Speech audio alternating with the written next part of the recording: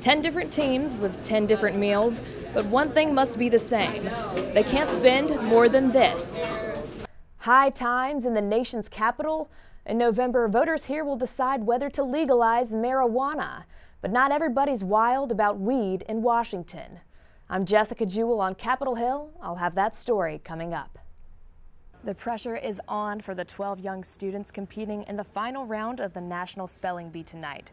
In the end, only one name will spell champion, and the rest will hear the dreaded.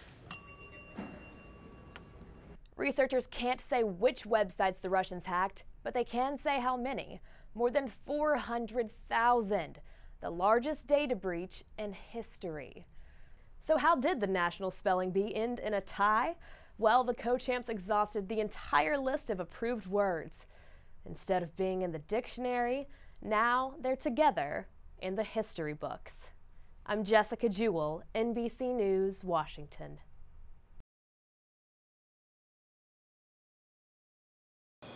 It's only April, but ECU is already plotting its strategy for Halloween. They're trying to avoid disasters like this that we saw last year.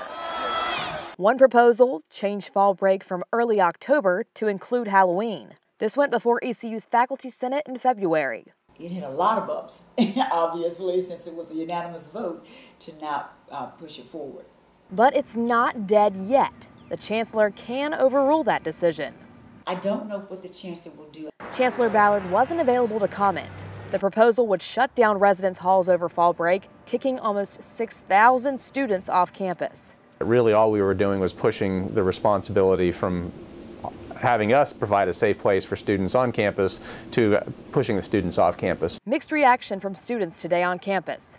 I think they should take into account when other colleges' fall breaks would be, because from personal experience I've seen most of the damage causing people are students from other universities.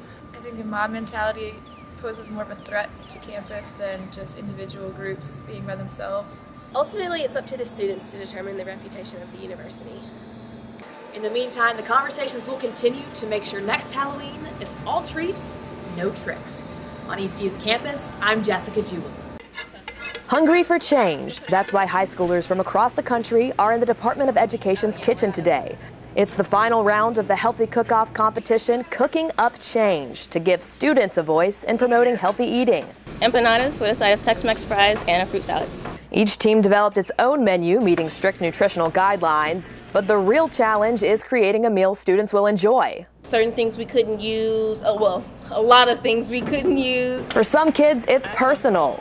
My family has a lineage of health issues, and I wanted to become a dietitian to help them eat healthier and help myself eat healthier. For others, it's about setting an example. It's so important that kids move away from this mindset that, healthy food does not taste good. Anything that is cooked right can be delicious. But either way you slice it, the competition is sizzling.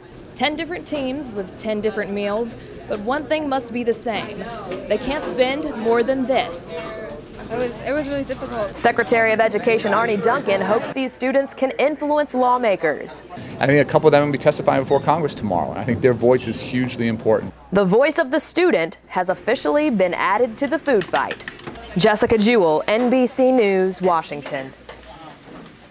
The crammer's friend. That's how many college students refer to medication used to treat attention deficit disorder. Sometimes taking ADHD medication seems like an easy fix when that's not really the source of the problem. Difficulty concentrating, hyperactivity, and impulsivity impact everyone from time to time, but for someone with ADD, these problems can be stifling.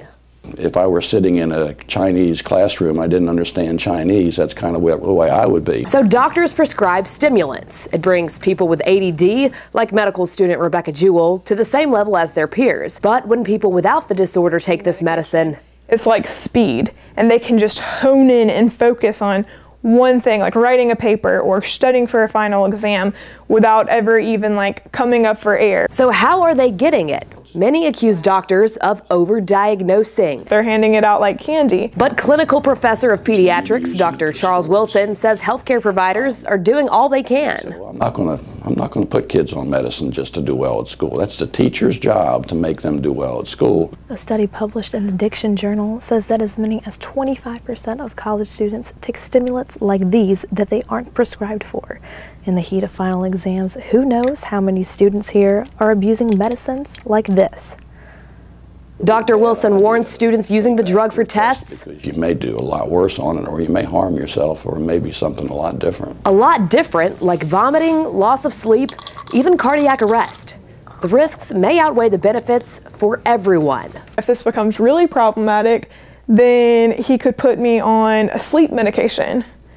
So then I would be taking something to get up in the morning and concentrate, and then taking something else to go to sleep at night. Moral of the story: it's just not good to take a strong medicine, a stimulant, if you don't need it. Jessica Jewell, Pirate News Network.